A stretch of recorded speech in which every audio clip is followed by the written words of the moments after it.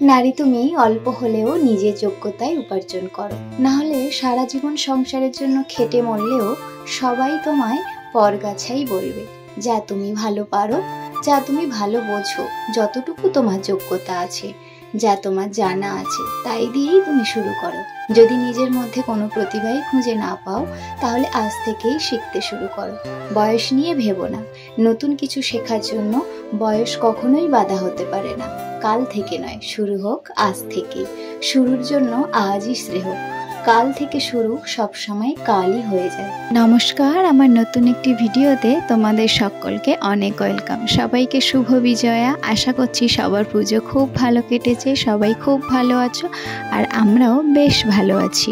তোমাদের তো আগেই জানিয়েছিলাম যে সামনে আমার এক্সাম, সেই জন্য আমি একটু চাপেই আছি, তাই আমি রেগুলার ভিডিও পোস্ট করতে পারিনি। আজ আমি একটা কিডস প্রজেক্ট রেডি করছি, এটা আমার কাছে একদম নতুনত্ব, তাই ভাবলাম চলো তোমাদের সাথে শেয়ার করি। তোমরা যদি এরকম আগে করে থাকো তাহলে অবশ্যই আমাকে কমেন্ট করো। এখানে আমাকে A to Z alphabets ready করতে হবে। আমি তোমাদেরকে এটা করে দেখাচ্ছি, এবং এ দিয়ে যে দুটো ওয়ার্ডস হবে সেই ওয়ার্ডসটা এখানে ড্র করতে হবে। আমি সেটাই করছি। আমি A ফর অ্যাপেল ড্র করেছি এবং A ফর আন্ট ড্র করেছি। চলো ড্র করতে করতে তোমাদেরকে বলি যে আমার এই প্রজেক্টটা করতে কি কি প্রয়োজন। আমরা তো প্রথমেই দেখলে যে আমি একটা ছোট ইংলিশ খাতা নিয়েছি, আর সেখানে একটা ক্যাপিটাল A ড্র করেছি।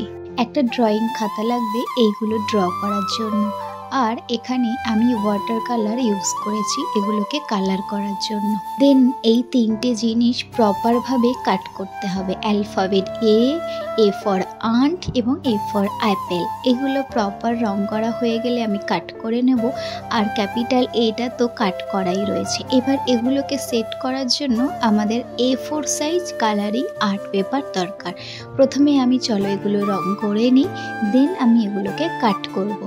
দেখো এখানে আমার অ্যাপেলটা হয়ে গেছে। এবার আমি আর্নটা রেডি করব। আমার যে সহপাঠীরা রয়েছে তারা এই আর্নটাকে অন্যভাবে ড্র করেছে, আমি একটু অন্যভাবেই ড্র করেছি। মানে তারা শুধু আর্নটাই ড্র করেছে, আর আমি ভাবলাম যে আমি একটু নতুন কিছু করি, তাই একটা পাতা ধরে আছে এরকম বোঝাতে চেয়েছি আর্নটাকে। খুব ভালো ড্র করতে পারি না, যতটুকু পেরেছি ততটুকুই করেছি। যদি কিছু ভুল হয়ে থাকে তোমরা অবশ্যই কমেন্টে জানিও। ছোটবেলায় ড্রয়িং শিখতাম, কিন্তু ড্রয়িংয়ের স্যার মারা যাওয়ার পর আমি আর কোথাও ড্রয়িং শিখতে যাইনি, তবে মাঝে মধ্যে চেষ্টা করতাম, তাই হয়তো এই একটু একটু ড্রয়িংটা করতে পারছি। এখানে আমি ব্ল্যাক কালারটা ইউজ করেছি এই আর্টের সুরের জন্য, চোখের জন্য এবং এই বর্ডার দেওয়ার জন্য আমি ইউজ করেছি। দেন পুরো আর্নটাকে কালার করার জন্য আমি বার্ন সিনা কালারটা ইউজ করেছি, যেটাকে আমরা ইট কালার বলে চিনে থাকি।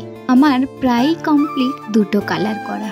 এবার আমি এগুলোকে খুব ধীরে ধীরে সাবধানে কাট করে নেব, একটুও হোয়াইট পেপার থাকবে না। ঠিক যতটুকু জায়গায় আমি এই দুটো ড্র করেছি ঠিক ততটুকুই আমি এখানে কাট করে নেব সুন্দরভাবে। চলো কমপ্লিট হয়ে গেছে, এবার ভালোভাবে আমি এই দুটোকে কাট করে নিই। দেখো আমার কাট করা কমপ্লিট। এবার আমি A4 সাইজ আর্ট পেপারে এগুলো ভালোভাবে সেট করব।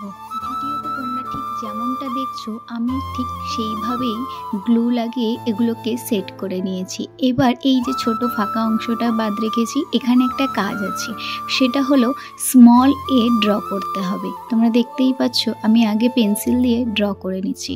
বাকি সমস্ত কিছু অ্যাপেল, আর্ট এবং ক্যাপিটাল A অন্য কোথাও থেকে কাট করে এনে এখানে সেট করলেও আমার গাইডেন্সের কথা অনুযায়ী স্মল এটা ডিরেক্টলি এই আর্ট পেপারের ওপরেই ড্র করতে হবে, আর এটা কোনো রকম কালার করার দরকার নেই। এটা শুধুমাত্র ব্ল্যাক মার্কার দিয়েই ড্র করতে হবে। তোমরা যেমনটা দেখছো ঠিক তেমনটাই আমার গাইডেন্সের নির্দেশ রয়েছে। আমার পুরো পেপারটাই কমপ্লিট। এটাই হচ্ছে ফাইনাল লুক। যেভাবে এটা রেডি করলাম এইভাবেই পুরো জেড পর্যন্ত আমাকে রেডি করতে হবে। তোমাদের কেমন লাগলো তোমরা অবশ্যই কমেন্ট করো।